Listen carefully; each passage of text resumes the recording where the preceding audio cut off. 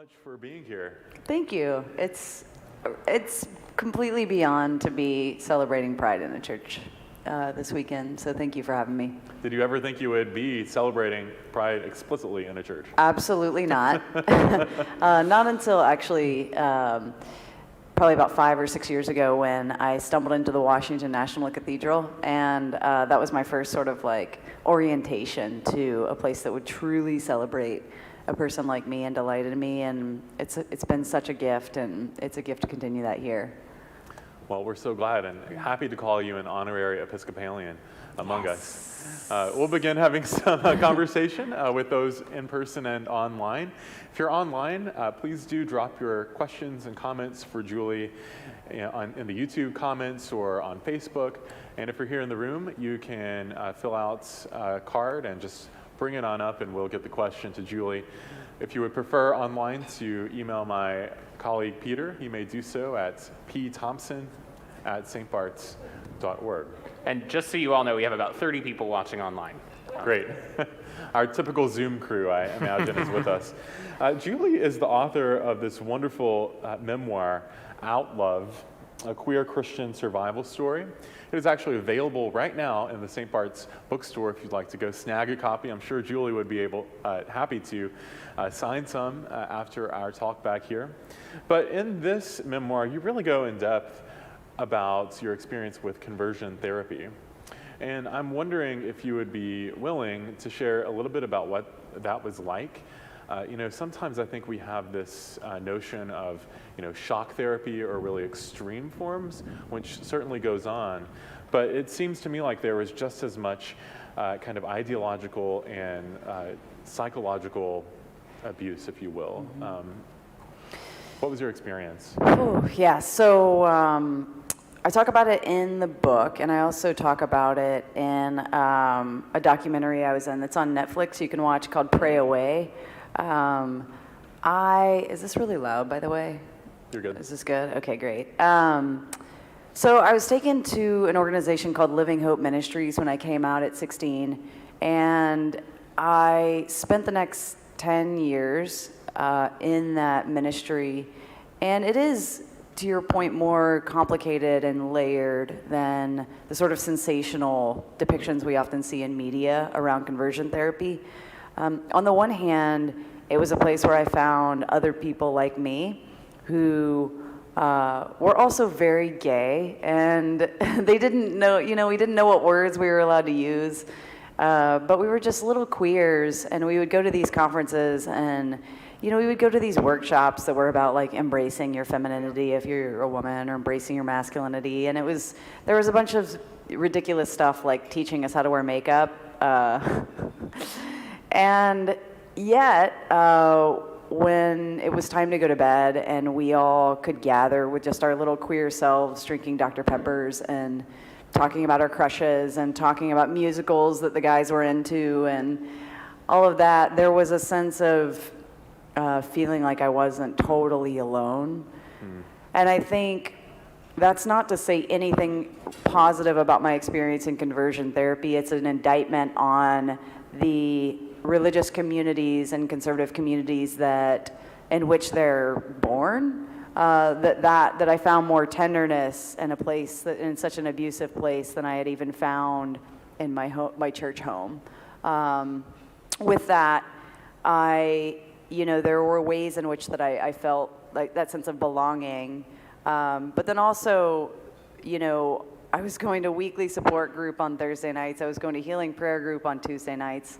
I was at lunch at the executive directors on Sundays, and I also lived in a live-in program for a period. And my whole entire life was oriented around this system through pastoral counseling and everything that was all about me being broken. And the core message was that I was fundamentally broken, and that the way that I was wired to love, which also shapes the way that I connect with a community, the way I connect with God, that all of this was sinful. And so it led to like just tremendous self-hatred and self-loathing. And most of us, I myself experienced an eating disorder and also was self-harming. And that was something that most of my peers, we would take all of that, because all of that hatred was turned inward on our own selves and our own bodies, it manifests that way. And the cost over time was really great. And my friends, so many of my friends that I was in it with, I'm friends with hundreds of people who are in conversion therapy with me, and many of us are just now waking up to our lives in our 30s because we've spent a long time in those systems and then a long time recovering from them. And so I feel grateful to be alive. I feel grateful, so many people didn't survive. And at the same time, like I said, the cost was great. You mentioned that in your sermon, how because, non-straight orientations were said to be broken, it actually led to more brokenness in the form of coping mechanisms, which is so tragic. And I think it's a real word of encouragement and teaching for all people of all sexualities when you talk about the great pressure to look straight. And there's so much pressure on everybody of all identities and orientations to look like the status quo, to fit in the box, which is so contrary to Jesus' message of a radical way of life. The idea that the structures and systems of this world will one day be upended. I wonder, Julie, for those coming out of anti-gay traditions, anti-LGBTQ traditions, such as the evangelical church, such as Roman Catholicism, who are struggling to discern whether to stay and fight the good fight or to go, what would your advice be to them? That's a great question. So I spent most of my adult life doing sort of what people would call bridge building, trying to reach out to those that I believe that I really hope to change to become more accepting of LGBTQ people. And as I've done, this work, I'm looking back thinking, I don't know that it was that necessary or beneficial to be bending over backwards to try to reach people, to try to move them to see our dignity and our humanity. I've seen a ton of people change. I've seen so many people change and their hearts open, and they repent for the sort of sins that they inherited in the bigotry. And those people moved because they had open hearts and they had a sense of curiosity, and they responded with warmth and tenderness and repentance when they were confronted with the human cost and the pain and the trauma of their neighbors. And they didn't need me to sort of, bend over to meet them where they were. They were going to be moved, I think, either way. And so when people ask me, should I stay in communities that are harming me in order to change them, if you feel really led, I would say find a lot of support to be in it with you. But ultimately, your dignity and your healing is the most important thing that you can be doing, because you can't love other people well if you're not healthy and you're not able to rest in the love of God and the love of a community for you. And so if you're going to stay, don't do it alone. And also, you're free. Like, you're free to go.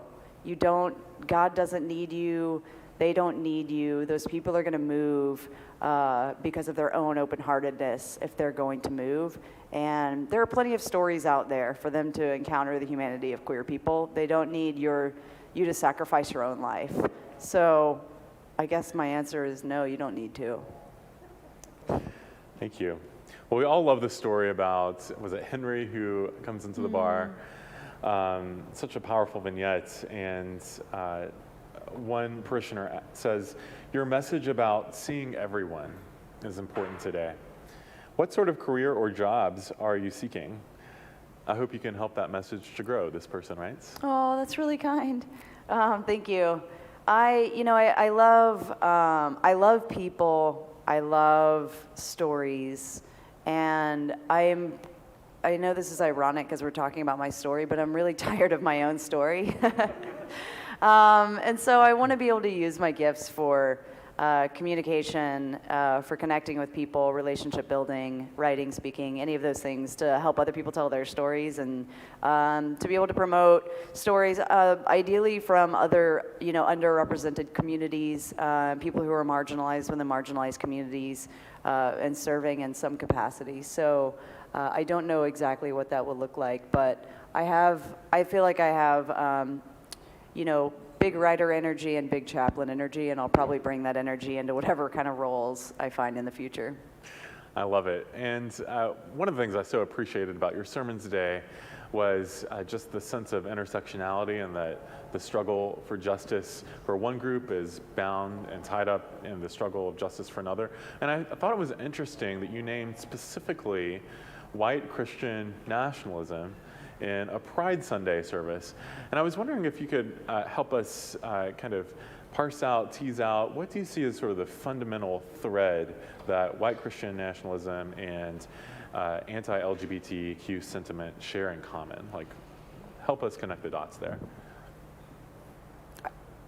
I think what we see, like when I look back on my time deeply entrenched in conservative communities, especially conservative religious political communities, there was a common thread of the people that were really at the forefront of that movement, and it was white men, straight white men. And I don't say that because I read that in a BuzzFeed article and we like to go for the straight white guys. But there's something that was a common thread. And there is a sense when we look at our history of there being a lot of white men who have been in power, who have made decisions based on their own experiences and their own desire to sort of hold on to that power, that have affected women, that have affected Black and brown folks, that have affected queer people. And I'm not a political theorist. I can't get into all the reasons why, but I know that by bearing witness to the world, I continue to see those very interrelated, whiteness and sort of that patriarchal male dominance. I continue to see those married and being hand in hand when I see abuses of power. And so when I think back on my upbringing, that, my mom, for instance, she's a kind-hearted person who everybody loves their kids. Nobody wants to hurt their kids, right? My mom hurt me because she was a part of a religious community. She listened to James Dobson. She listened to Jerry Falwell. She was listening to these men who told her that if she loved God, then she had to reject her gay kid. In those same communities, I also heard messages of, my mom specifically would tell me that it was a sin for my Black friend Anthony to date a white woman. These teachings went hand in hand, and I know that when I think about what's happening with women's bodies right now, it's not dissimilar to what's happening with trans bodies. It's people wanting to police the bodies of those who threaten that sense of white male power and masculinity. So yeah, I don't have a real robust political analysis, but I have my own experience of bearing witness to the common threads I've seen.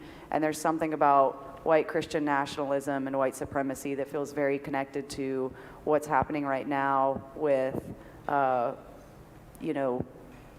Roe being overturned, what's happening with the assault on trans folks and the queer community more broadly. Thank you for that. We'll start taking some questions from the audience in just a moment, but I guess one other question that comes to mind is, you spoke a few minutes ago about kind of just now being awakened to your full self, and you're well into your 30s now. We were kind of talking on the way here to the Great Hall about how so many queer folks experience almost a second or a delayed adolescence. It strikes me that the closet is not unlike prison, and that it can really steal years of your life. I'm wondering if you experience any regret or grief over that, and what you do to stay, hopeful and genuinely joyful. Yeah. Not totally depressed? One of one of the things that I talk about in the book Not is, resentful. Yeah. So I realized when I was in conversion therapy that you can't selectively shut down. And every like being in that program, every single moment of every single day, I was having to say no to what I thought was my flesh, which was just my basic humanity. My natural desires for love and affection, or even attention from a specific person, or connection with a specific kind of person. And by saying no, no, bad, bad, no, no. In doing that, because it's all connected, I was shutting down my capacity to experience emotions, to have deep friendships, to go through just these normal developmental sort of milestones of growing up in your teens and 20s and early adulthood. And so the consequences of that was that when I was in my late 20s and finally did come to a place of full acceptance and affirmation of myself and the queer community, I didn't have those experiences of knowing, like, this is what this kind of crush feels like. This is what it looks like to engage in, like, this is what, like, platonic love feels like, or this is what romantic sexual love feels like, right? It was all so disconnected. And so, one example of that is I married the first person that I ever really, dated, my ex-wife Amanda, and she's amazing. I married her because she's, one of the best people I've ever known. And my love for her grew over that time. And also after 6 years together, I realized that it was a different kind of love than the sort of whole entire connected sexual romantic kind of love. And I think if I had gone through that sort of normal developmental period, I would have known this is somebody I want to be best friends with. It's a deep, amazing companion. And also, we don't need to go through all of that, the pain that can come from making commitments ultimately that you can't keep. And so that's one example that, because we're lesbians, actually wasn't near as, we're still really close, and there was a lot of love and tenderness and healing even in that process of separation. But it would have been nice to bypass that, and to know a different lane from the beginning. That's one example from my own life. So many of my friends, though, ended up with serious drug addictions. I did dry Pride this year, and I didn't drink during Pride because also there's so much alcoholism in the LGBTQ community, and so many ways that we're dealing with our trauma by turning to things that ultimately don't lead to our flourishing. And I think I'm on a quest, I guess, hopefully throughout the rest of my life, to be figuring out what it looks like to be the most awake and the most present, so that I'm not living out of a sort of response to and a reaction to my past trauma, but getting to live into the healing that's available to all of us today. It's amazing that, with all the attendance struggles that so many churches are having across the country, the Alcoholics Anonymous in the church basement never fails to pack a crowd. And I think there's something to the foundation of that program being complete honesty and openness to oneself, to God, and to neighbor. And so certainly a lot of I think, synergy between AA and the coming out process. Yeah, it is true. In a sense. Peter, what's the audience wanting to know? Yeah, we have a lot of questions from folks online and in the room. Some folks want to know how you currently religiously identify. So both what is your religious affiliation and practice, and where are you in your Christian faith? You grew up evangelical. You're also preaching a sermon today. What kind of labels would you attach to yourself? So I identify as a Christian with a lot of room for mystery. I really... Sounds like an Episcopalian. Honestly. It's true. The Episcopal Church is by far the church that I find to be sort of the most spiritual home. I am no longer interested in any sort of certainty. I'm not very concerned with the creeds and the validity of all of it. I'm more interested in the overall story and spirit of Scripture and the overall story and spirit of Jesus. I'm really interested in faith communities, and Christianity is where I'm fluent. Like, so when I say faith communities, I personally mean Christianity. And yet I also don't hold to that as like some sort of exclusive claim on the truth or the right or the good. But I'm wholeheartedly interested in being a part of communities that are a part of healing in the world, and I entirely reject communities that are using faith to weaponize and harm. And so, yeah, that's kind of a long answer, but I don't think I could have my like faith and my financial well-being tied to a faith community anymore. You know, I need some sense of like faith just being a place that I find rest and joy, or can step away from if it's not life-giving to me in a given season. But I do find it to be a place of respite. Some related questions. One person wonders what keeps you a part of the Christian story and organized religion, given all the trauma you've experienced within it. I think I've probably been blessed to experience enough like St. Bart's, right? Like you all, who are just a warm presence and a light in the world. And I'm also a part of an organization called the Faith and Justice Network that's based in San Francisco, that's doing a lot of work, you know, creating community for people, and helping people decolonize their faith, helping people understand the sort of roots of white Christian nationalism, and also like to heal from the trauma that we've experienced as queer people. And there's just all kinds of ways that it's offering challenge, and it's refining and healing. And so having fallen into these kinds of communities where I can be my whole honest self, and maybe on a given day be like, I don't really believe any of that today.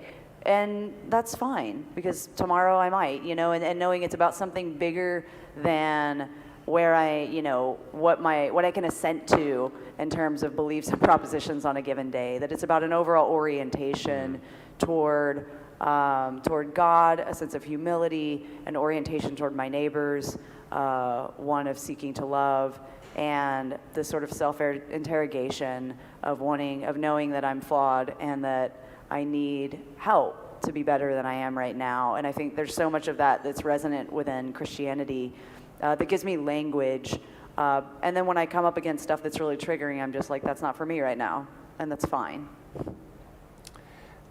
You talk about how important it is for a place like St. Bart's to be there. Can you talk in general about how we can move the word church from a trigger for LGBTQ folks to a source of comfort? What can the church do to aid in that process? I think I remember a friend of mine talking about, you know, he had also been from a similar community and left, and he was talking about visiting a church and just kind of sitting in the back row for a couple years, and he was like, I just kind of want to sit around the fire. I just kind of want to sit in the back and just sit around the fire for a little bit. I want to feel its warmth. I want to feel the heat, and I also don't want to get up in the middle of things. And he didn't want to be seen. He didn't want to be, you know, too eagerly brought in to get involved or connected. And I think just like letting people be where they are and offering friendship to people where they are. We all are going to go through those moments when we face tremendous loss or are come up against our own mortality in a way that draws us back to places like the church. And so I think being consistent and faithful and continuing to be a light will draw people back in our moments of need. And if attendance is low here and there, that's okay, because people will always feel this need to come back home, I think, at various points in life. It's an important reminder, because we're always worried about things like that, and what role can the church play in a city like New York in 2022? One person wonders what it was like. You say you're tired of your own story now, what it was like to put this all down into book form, wrestling with your trauma, but also putting a message out there for everyone. It was grueling in many ways. I went back to therapy. It was also an opportunity for healing. It was an opportunity to grow in love, too, and empathy, because, you know, when you're writing about other people, you have to really grapple with the fact that their version of the story would be very, very different.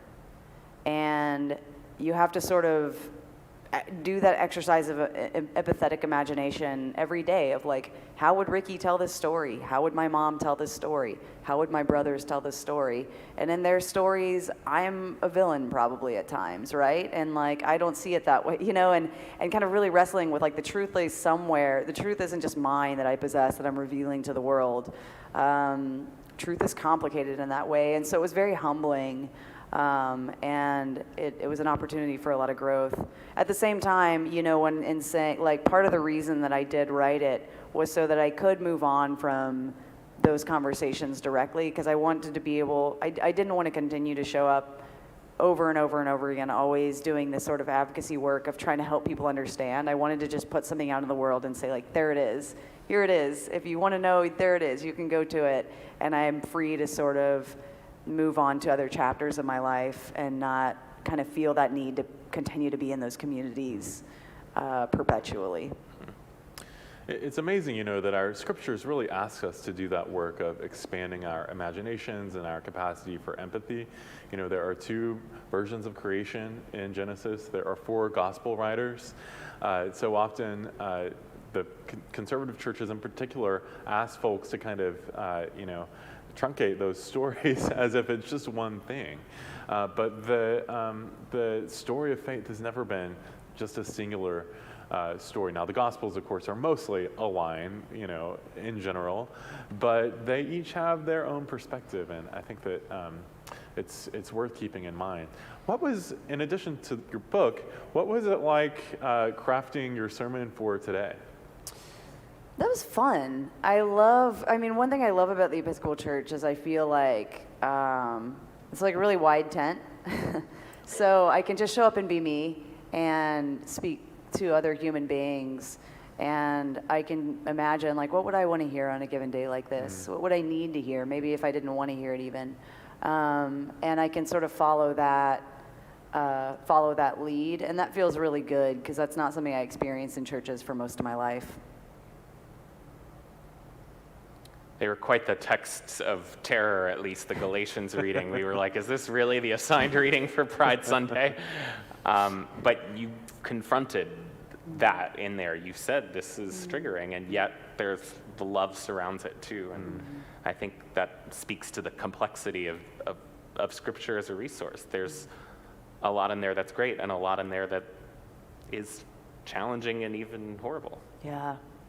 Yeah, and that's why I'm thankful. You know, you say, what is the role of the church? Like, we need people who are going to help us navigate that and help us step back and see the bigger picture. And I think, you know, one reason I've really found a home in the Episcopal Church is the liturgy, like the prayers, being able to step in and be formed by these prayers that are so gentle and cultivate such humility and generosity of spirit, help me to sort of associate the scriptures with that overall orientation that I think is true and is underneath, is an undercurrent in all of Scripture, and sort of keeps me focused on the main themes rather than getting bogged down by the verse here or there that you know, evangelicals love to cherry pick and hammer on.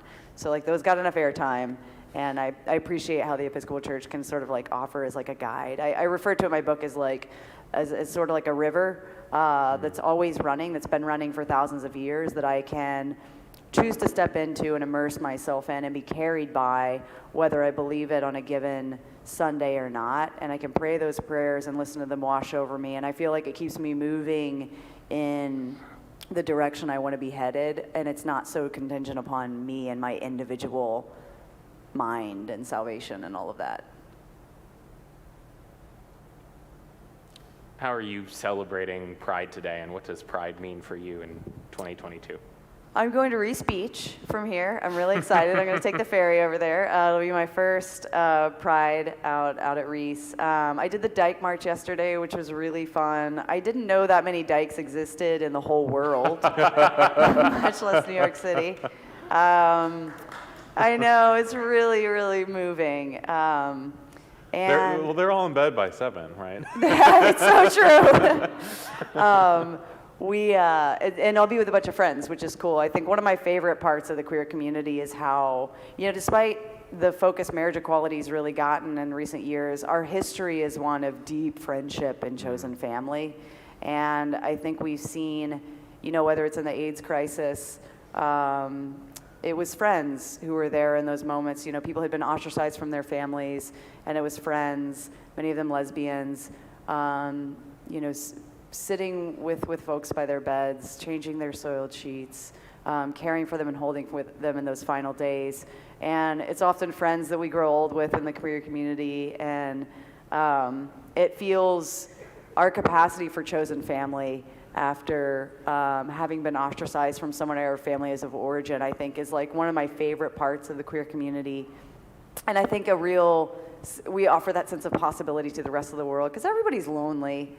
Everybody knows that like there's not going to be like the one that's going to meet all their needs for intimacy, and that they need more of a social sort of safety net than what one person can offer. And so anyway, I love that about the queer community. So I'm going to be with a bunch of friends and loved ones, and it'll be really sweet. And you kind of named in your sermon about how perhaps the LGBTQ community and cause got a little bit lazy after winning marriage equality in this country, which, by the way, we know that we have to continue fighting for those rights.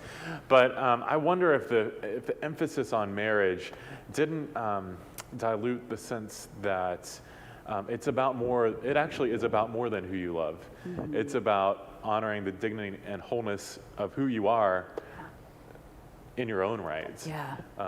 It was one of the hard, like, love is cool, but it's also like, queer bodies are cool. You know what I mean? Like, we don't, and there were a lot of people, and they meant this in a very kind way, but so many people that saw my marriage to Amanda and our wedding and things like that were like, your wedding, your relationship is what moved me to become affirming.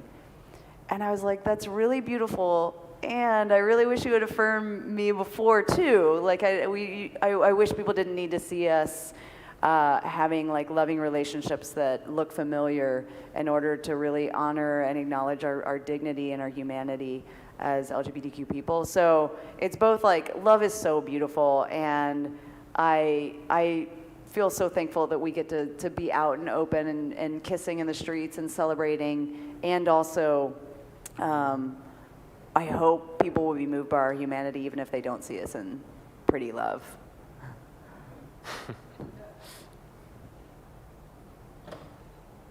Let's see. Any more questions coming in online? No more questions. All right. Any parting words for us? Any parting words?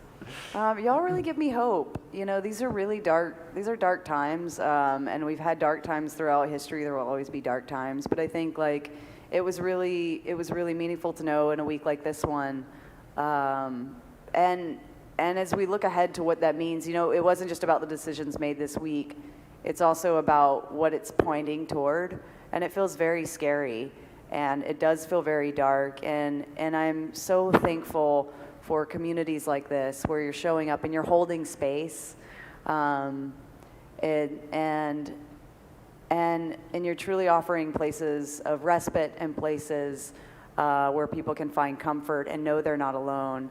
And then it also brings me so much joy to know you're going to be in the parade today, that you are being a light. And all those people, that I love it. There's nothing like marching with a church in a parade and just seeing these wasted people start singing like "This Little Light Is Mine" or something, like "This Little Light of Mine." Like, you're just like, but it's like they get it. Like, there's something deep in their spirits that's going like, I'm not disgusting. Like, I'm not disgusting. I'm seen, and I'm loved. And I just, the power of that coming from the church, which has been the source of so much harm in so many people's lives, is absolutely invaluable. And I'm so thankful for each of you for being a part of this, because it's not just the clergy doing it. The church is about the people in the community who are here volunteering, who are here showing up, who are offering that smile or that pat on the back to the person who's maybe wondering whether there's a place for them in this world at all. So yeah, I guess my parting words are just thank you. Well, Julie, thank you so much. I think I can speak for all of us when I say that you really come across as the genuine article, and we so appreciate your vulnerability and authenticity in your witness and proclamation this day. We have been blessed by it. We have been encouraged, and we've been reminded that we are loved and that we are seen and that we get to be love for others out in the world. So thank you again, and I hope that you'll be our guest again sometime in the future. Thanks, Zach. Thanks, Zach.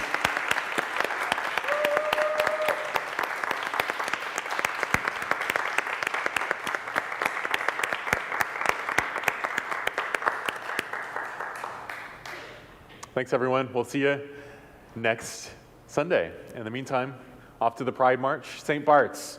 Have some The food. church, not the islands. There's plenty of food outside. Please stay and eat.